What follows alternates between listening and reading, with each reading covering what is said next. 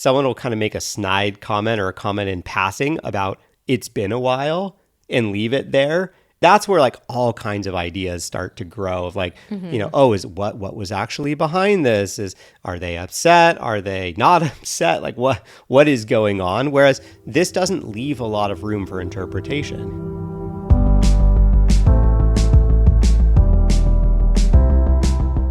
Hello and welcome to the Pillow Talks podcast. We're your hosts, Vanessa and Xander Marin. I'm a sex therapist with over 20 years of experience. And I'm just a regular dude. We share the ups and downs in our relationship while giving you step-by-step techniques for improving yours. Make sure you subscribe for your weekly double date full of totally doable sex tips, practical relationship advice, hilarious and honest stories of what really goes on behind closed bedroom doors, and so much more. It's the sex education you wish you'd had. What do you do when it's been a while? When you don't remember the last time you had sex? When the idea of initiating feels even more vulnerable and awkward than it usually does? When you're not sure if your partner is missing it the same way you are? We have all been here before, but it feels really difficult to know what to do to get out of this funk. So in today's episode, we are telling you exactly how to get back on the horse. Get back on that horse, baby. Get back in the saddle. Get back in the saddle, on the horse. To be clear, we're talking about having sex. Nothing about horse riding over here. No. But first, we are going to get on this review of the week. How do you like that transition, babe? We getting on it. Should have listened sooner. I followed Vanessa and Xander on Instagram for years before listening to their podcast, and I wish I had started earlier. Ooh. Yeah, don't make this mistake, though, if you're listening to this. You're not making this mistake. But maybe you're making the mistake of not also following us on Instagram, which you definitely should. That could be a mistake. We're at Vanessa and Xander. We are. I feel like we have to post this review on Instagram so that people who are not listening don't make the same error that this person made for too long. All right. I made my way sorting through the episode list and listening to ones with topics that I've been curious on but just didn't want in my Google search history, and ones that I thought would make me laugh. And they literally do make me laugh out loud. As a woman, it has given me such validation that I'm not broken.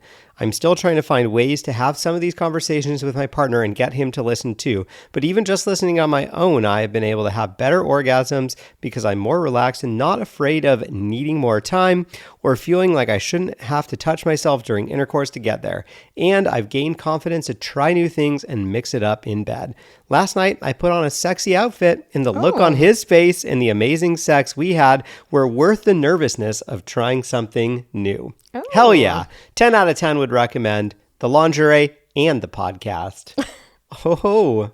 Thank you for this delightful review. If you have not heard us talk about reviews yet, they are so beneficial for the podcast. It helps us get in front of new audiences, helps the podcast grow. So we really appreciate you taking 60 seconds of time to leave us a quick review. Here's how it works if you've never left a review before, because I will be honest, before I had my own podcast, I really didn't know the importance of reviews. I had never left one in my life. So here's how you do it. You go over to Apple Podcasts, find the main Pillow Talks page, scroll to the bottom, you'll see the review section there. Just take a few seconds to fill something out, and then you will automatically be entered in our giveaway going forward every single week, just automatically entered.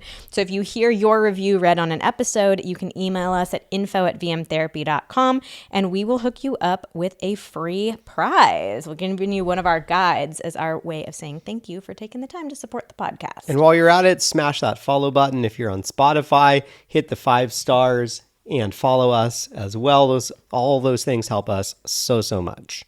All right, let's get into the episode. So first, let's talk a little bit about what is it that we're talking about here. So for some people, the idea of it's been a while, that might kick in after a week. For other people, it might be a few months or even a year. But we polled our community on Instagram, and 93% of people said that they have experienced some sort of dry spell. So we also asked after we heard that, because 93% is wild. That's pretty much everybody. Yeah, I mean, then again, I think it's something that we all experience at some point in time. So as a follow-up, we asked, what's the longest you've ever gone without sex? 24%, so basically a quarter, said under a month. 43% said 1 to 6 months. 15% said 6 to 11 months. And 18% said over a year. Now, even though this is so common, I mean, virtually every relationship has had some period of dry spell, I think it can still feel really scary when you're in the midst of it. Yeah. That feeling of, I don't even remember how long it's been since the last time we had sex. You're like trying to replay the last few weeks or months in your mind. Like, wait, it was like before that birthday party, but what? That was back in like February. You know, it's a weird little game that you play in your head. And you start wondering, like, does my partner care? Have they noticed how long it's been? Or is it just me who's worried about this? You might take it personally. You know, I know I can speak for myself. Like, I've had periods of time where you haven't initiated for a while, and I start thinking, like, is it me? Is it something I'm doing or not doing? Did I do something? Yeah. Or you might wonder about the relationship. Like, is something wrong with our relationship? Are we not compatible? Is the spark gone? Is it ever going to come back? Yeah, is it just over? So why does this happen in the first place? Why do we find ourselves falling into dry spells?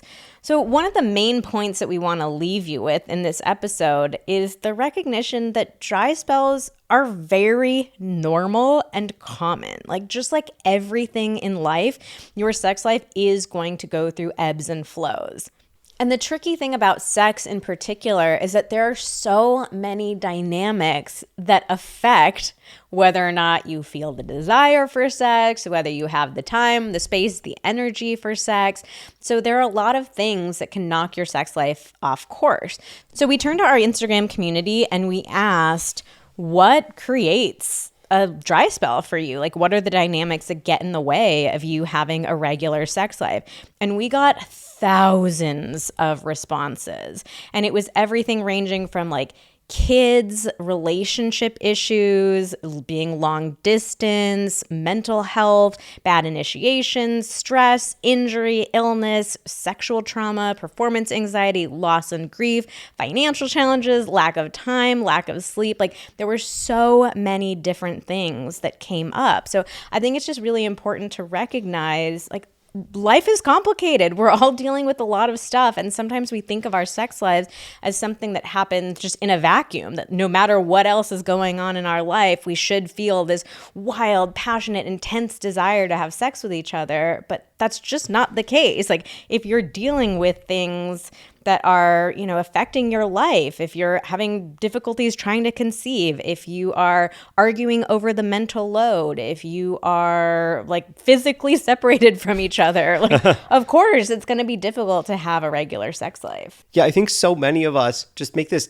assumption that sex is like one of those just basic instincts, like that drive is always there, kind of like, you know, our physical need for water, our need for food, but the reality is that, you know, the sex is a nice to have at the end of the day. Like, if you are in, you know, a dangerous situation, if you are super stressed, if you are, you know, any of these things that Vanessa just listed out, like, sex is not at the top of the list. Whereas you still need to drink water in a challenging situation. You still need to eat in a challenging situation. But I think like the other way that I just thought of looking at it is that it's like, yeah, even, you know, when you are in a really, I don't know, I'm going to bring up like grief as an example. Like, when you are in the middle of grieving, like maybe if a family member died or something like that, even those base needs sometimes can feel a bit challenging. It can be like, God, I don't remember the last time I had a cup of water. Maybe I am really thirsty, or like, I know I need to eat, but I'm just not hungry. And so if those instincts are like, you know, you really do need those to survive, and that can be challenging when you're in a tough situation, imagine how much more challenging it is to feel that desire to have sex. So I think that we can give ourselves, you know, have some patience for ourselves when we're going through tough stuff. Well, that also leads into another question that we often get asked, especially when we start talking about all these dynamics that can get in the way of sex. Like, sometimes people just like they let out this big sigh and it's like, okay, well, do we even need to have sex? Like, do we have to do this thing? And our answer is yes. So this is an interesting question for us because it's very rare that you will hear us make definitive statements like this. I think you, Xander and I both appreciate nuance. We appreciate diversity. We know that not every relationship is the same. Not every person needs the exact same thing. So we don't like to make blanket statements about like what everyone should do. But I do think that sex is an integral part of a relationship. I think most of us have this tendency to think of sex as this purely physical act. We think about like the orgasm or the release. But it's not. Like, there is so much valuable stuff that comes along with sex. Like, it's emotional intimacy. It's a way to play. It's a way to connect. It's a way to be truly present with each other, to be vulnerable with each other.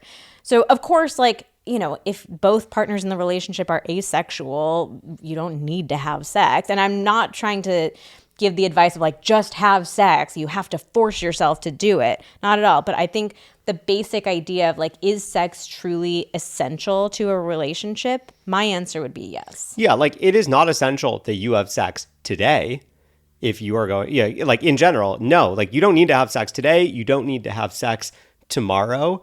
But over the long term, it is an essential part of a relationship. You know, it's you're not going to die if you don't have sex.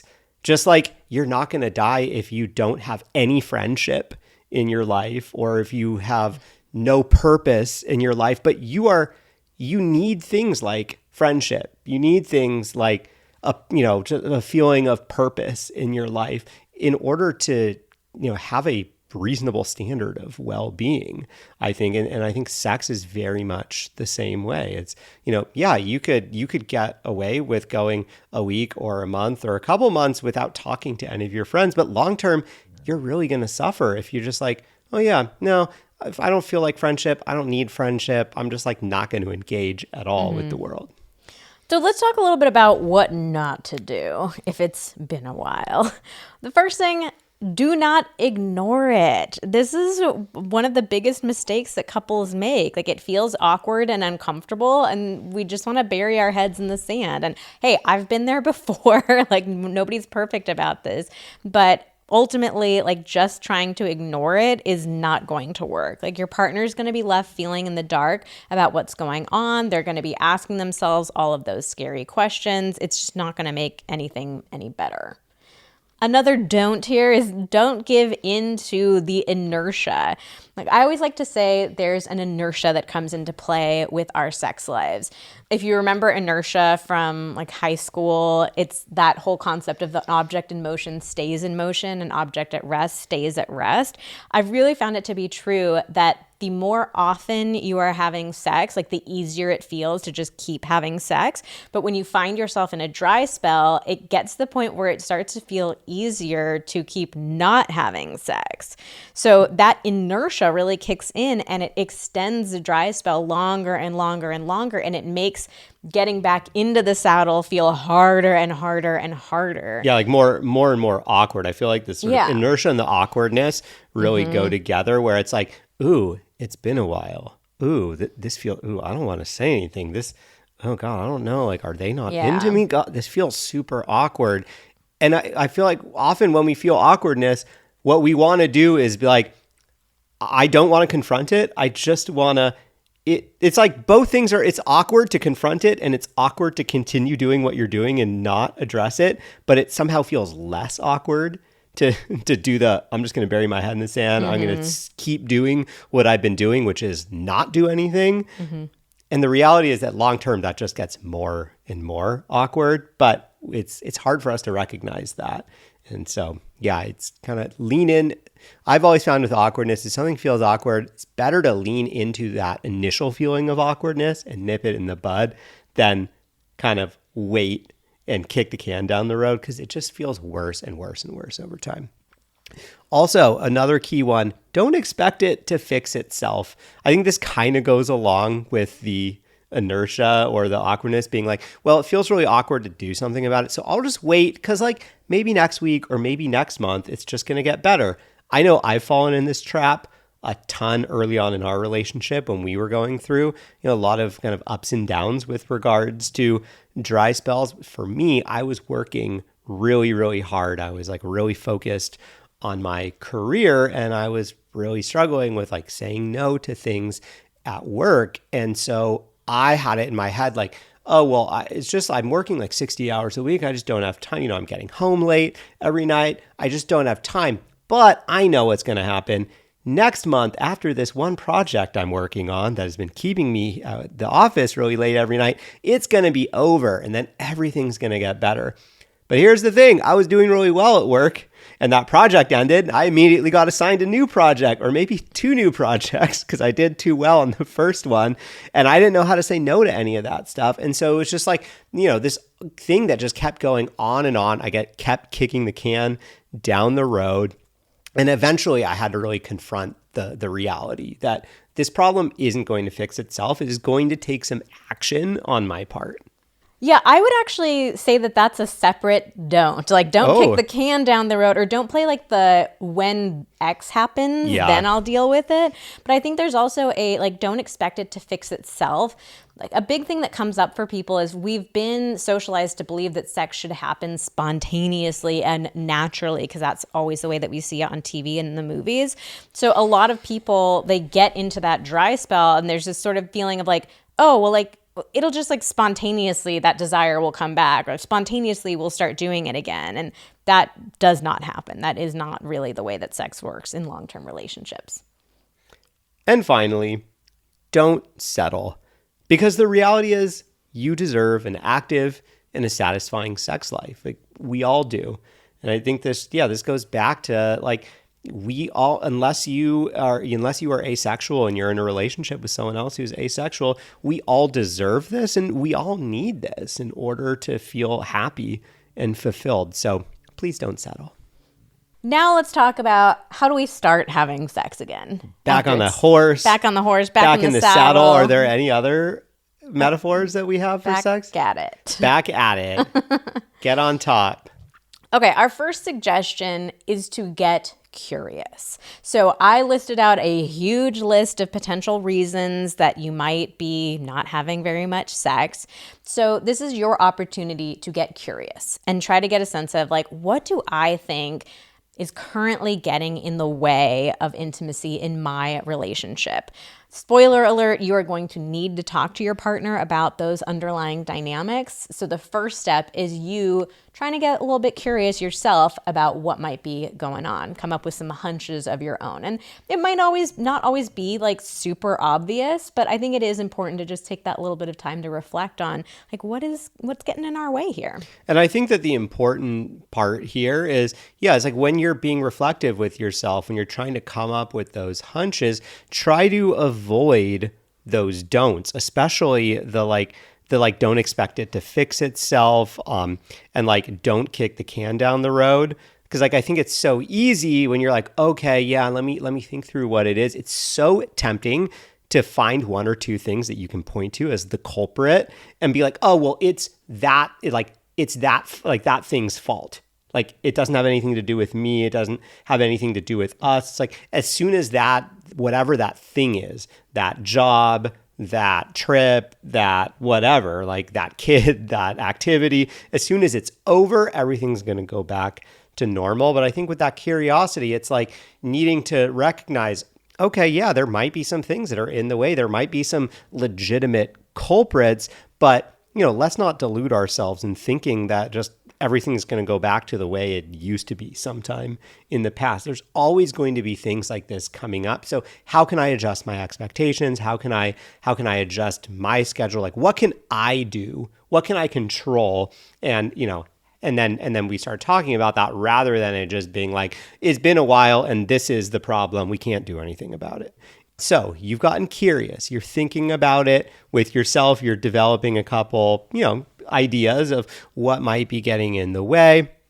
Now it's time to pivot to your partner and actually acknowledge what is going on. And this is the big mistake that most people make. I was just referring to this a second ago, but it's not acknowledging it at all. It's not getting curious at all, and then therefore not ever acknowledging it, just hoping it's going to get better, burying your head in the sand, assuming that your partner already like feels the same way you do or knows what you know, which is like, oh, well, obviously we can't be having sex if X, Y, and Z. But that just doesn't work because like your partner can't read your mind. We already know it's not going to just get better on its own. Kicking the can down the road isn't going to work. The reality is it's not going to change unless both of you actively start working on trying to fix it. And the only way you can do that, acknowledging it. That's the first step. So we have a little script for you here because we know that these kinds of conversations can feel tricky. But I suggest saying something like, I know it's been a while since we've been intimate. I'm really missing you and I want to get back to a place of being more connected. What I really like about this is in that the first two words, I know, I think that is so key versus saying, hey, babe, it's been a while. I think, at least for me, and I imagine a lot of other people feel this, if you just hear, hey, babe, it's been a while, it feels ambiguous as to, like, is blame being placed on one person? Or, like, should I now feel responsible for this? Or are you saying, oh, well, it's been a while, like, you got to do something about it? There's a gray area or a vagueness with that versus I know it's been a while. Like, you're not saying, it's been a while and that's on me, but you are acknowledging like, hey, I know that this is what is going on, rather than like feeling like maybe you're saying like, I'm being accused of like, hey, it's been a while. Why haven't you done anything? So the point of what you're wanting to bring up with your partner is that you're focusing on the emotions. We're not talking about the length of the dry spell. And if you're even feeling like just even mentioning that like it's been a while could feel too triggering to your partner, you could take that part of the sentence out entirely and say something like, I know we haven't been feeling very close lately, or I know we haven't been spending a lot of time together lately. Again, you're wanting to help your partner recognize that this is about connection. It's not about hitting some magic number of sex that you feel like you're supposed to be having, and it's not saying that it's anybody's fault. And I think the other thing that I love about it is that you are clearly stating your intention and your goal in that. I'm really missing you. Like, I miss you. I love you. I want to get back to a place where we're feeling more connected, because that's the other mistake I think a lot of people make is it's like someone will kind of make a snide comment or a comment in passing about it's been a while and leave it there. And that's where like all kinds of ideas start to grow of like, is what was actually behind this? Are they upset? Are they not upset? Like what is going on? Whereas this doesn't leave a lot of room for interpretation. It's just saying, hey, I miss you. Not like it's been a while, like WTF. And you're saying, I want to get to a place where we're feeling more connected. That's great. So as part of that conversation, you're also going to need to talk about some of the underlying issues at play. So we have another script for you here. You can say something like, I've been reflecting on what might be preventing me from showing up as the partner I want to be to you. And here are some thoughts that I had. So Xander was kind of touching on this a few minutes ago, but what you're trying to do here is make it clear that you are taking responsibility for this as well. You're not blaming it on your partner, saying this is all your fault. And I found that when you start with yourself, like, I've been reflecting. I'm not showing up as the partner I want to be to you. Like, that helps lower your partner's defenses and helps them like feel more open to listening to you. So you can continue on in the conversation with something like, what do we think is getting in the way of us being as connected as we both want? How can we work on this together? So these kinds of questions are going to make the two of you feel like a team. You're going to make you feel like it's the two of you against the things that are getting in the way instead of the two of you against each other. All right. So at this point, if it hasn't been a particularly long amount of time that you haven't had sex for, it might feel like totally fine for both of you to just jump right back to sex. And if that's the case, like, hell yeah, go for it. But if it has been longer or it feels like there's kind of deeper issues that are related to that dry spell, our recommendation is focusing on some emotional connection first. Because your partner, one, they might be feeling like it doesn't feel super safe to have sex if you're feeling disconnected. So they might really need a baseline level of emotional connection, or honestly, both of you might feel like you need a baseline level of emotional intimacy before you even consider having sex again. I think that that's also a big blockage that people have to wanting to even acknowledge that they're in a dry spell, because it's like, why would I want to acknowledge that we're in a dry spell when I don't even feel up to having sex in the first place? But I think this is the key, is that just acknowledging that you're in a dry spell doesn't mean that you have to have sex right then. It can, the conversation can quickly pivot to, hey, I think we need to rebuild some emotional intimacy. Let's talk about some things that we can do to start feeling better. And we have another episode about this too. That's episode 38. You want connection, your partner wants sex. Who comes first? So another reason why you might want to suggest rebuilding some emotional connection or doing some emotional connection building activities is this can really help your partner recognize that you wanting to have sex is more about you wanting to be intimate with them. It's not just about getting off. So if this is the case for you and you want to rebuild some emotional intimacy, you want to focus on date nights, spending more quality time together, figuring out how you can carve out more time together, maybe think about more communication, maybe texting, asking questions throughout the day, just figuring out how to have more threads of connection.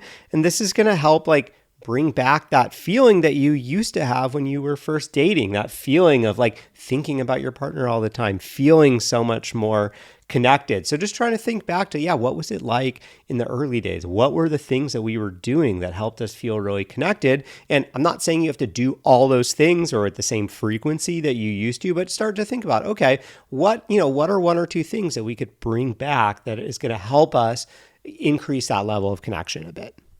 Another great thing to focus on is more non-sexual touch. So what tends to happen for most couples when they're getting into a dry spell is they stop touching each other throughout the day too, even non-sexual touch. And that can just lead to that feeling of it being even more awkward, even harder to imagine reconnecting with each other. Because now it's not just we're not having sex. Now it's, we're not even touching each other at all. So bringing back more non-sexual touch into the relationship is such a great way to bring that awkwardness down, to lower the bar. And I think one particular thing to focus on is touching your partner for their sake rather than for your sake. And I think this is something that comes up a lot in male-female relationships, where us women can be really sensitive to being touched for the man's sake. And this is all about the bristle reaction too. So definitely make sure to go back and check out that episode if you haven't listened to it already. But a lot of us can feel very on guard and feel like, oh, you're reaching out to touch me just because you want something from me. And it's not about me, bringing me pleasure or connecting with me. It's you're doing it for yourself. So learning how to have that kind of touch that's no, I'm touching you for you with no expectation, with no obligation. Actually, we have an episode that talks a lot about this too. That's episode 153, the secret foreplay technique you don't even know about. Okay, so I want to stop here and give you a little sneaky option. So first, I gotta be clear, we think that it's impossible to have a great sex life without talking about it openly. That is one of our core beliefs. That being said, if you really, truly don't feel ready to talk to your partner about this dry spell just yet, so that's not never, but just yet. Yet is the key word. You can do those last two steps that we talked about without telling your partner what you're doing. So working on rebuilding emotional intimacy, working on more non-sexual touch. You're going to need to be consistent about those things for a while so that your partner learns to let their guard down and trust that you're not coming to them with ulterior motives. They can really learn to trust, oh, my partner's putting a lot of effort into reconnecting with me. So for some couples, in some circumstances, that might be a way to ease out of a dry spell. But of course, that is going to take longer than addressing it head on. So, it's, they're pros. Choose your adventure. Yeah, choose your own adventure. Obviously, the fastest way from point A to point B is a straight line going right through it rather than taking a circuitous path. But you're welcome to try this if you want. Now, your next step is going to be instead of trying to just jump straight back into the saddle, we typically like to advise people to try to take baby steps towards physical intimacy. So a lot of people think, oh, the only way to end a dry spell is like, we just have to have sex right now. And like, boom, it's over. But that can feel like a lot. So it's totally fine to take your time. You don't need to jump straight into intercourse or whatever you consider your main event to be. I think it can be super fun and playful even to think about slowly introducing different elements of intimacy. It can even be like rounding the bases. Again, I know Vanessa and I have done that before in the past, and it's actually been incredibly fun. Yeah, well, we're like, let's just have a night that we're just using our hands on each other. We're just using our mouths on each other. It's like, it's just easing back into it, but also feels playful and exciting. Yeah, it can be really playful and exciting to just, do these activities that maybe you haven't spent a lot of time doing for a while. But you also kind of find yourself then in the midst of that being like, your mind immediately jumps to like, oh, like, should we do the next thing? And then it can be kind of hot to be like, oh no, we're not allowed. Like, oh, like we agreed, like we're not going to do that today, or we're not going to do that this week. And then it's like gives you something to look forward to for next time, or look forward to for next week, or however you want to set that up. Ultimately, I think this is just such a great opportunity to reset your sex life and to take some of that emphasis off intercourse. If you've been listening to our podcast for a while, I feel like you've probably heard us say over and over, like intercourse does not need to be the be all end all. It is very often not the be all end all for most women. And so just having that reset, it can be such a great way to kind of rediscover the things that may actually work better for some of you in the relationship, and at least to figure out like, oh, should we take certain things that we find ourselves really enjoying and like re-emphasize those in our sex life as we bring more things back into the rotation. So now let's talk about once you are finally feeling ready to have intercourse or whatever is your version of like the main event. Our main advice here is to lower the bar. Yes. So one of the main questions that we get asked is like, well, how do we make that first time having sex with each other again in a while? Like, how do we make it not awkward?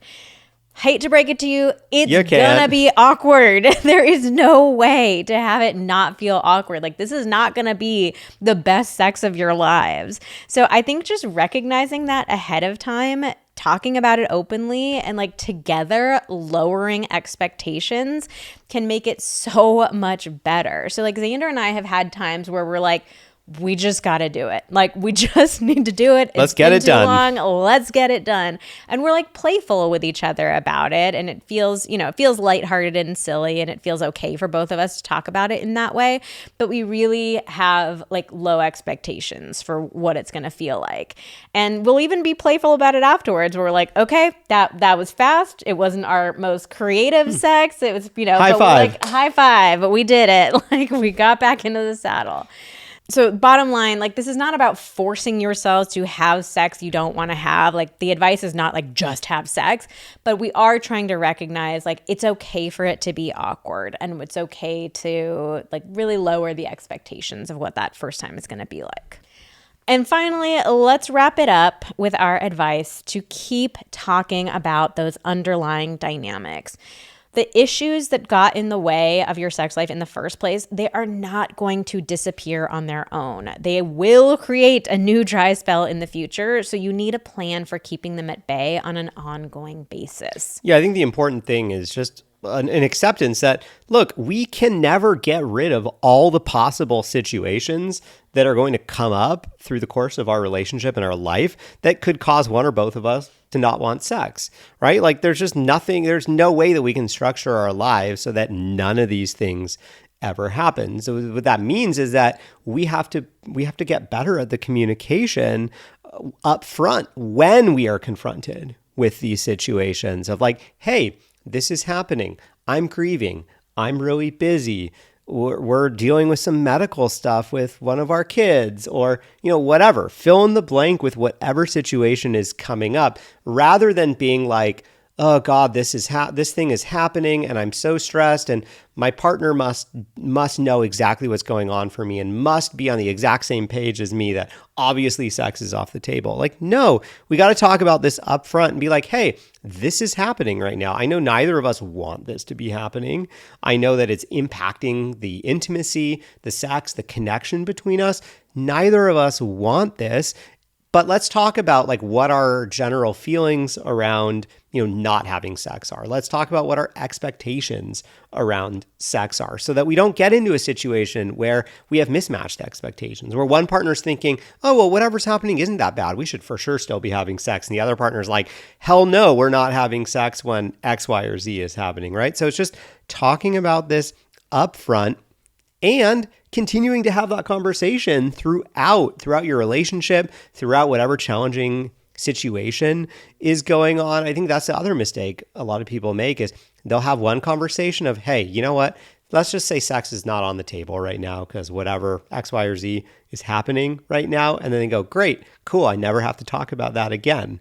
But you do have to talk about it because, how do you decide when that situation is over? Like, if you're going through grief, you're going through stress or whatever, that can impact both partners differently. And one partner could be totally ready sooner than another partner. So keep revisiting that conversation, talking about how you're both feeling, what kind of connection you're feeling, what your goals are, what you're open to, what you're not open to. And that's going to go so far to shortening the period of these dry spells and keeping you more connected because these are vulnerable conversations and vulnerability creates connection, which also generally creates more openness for physical intimacy. So this is just like a virtuous cycle that if you get into this habit, you're going to feel so much closer and you're going to shorten the time that these potential dry spells could occur.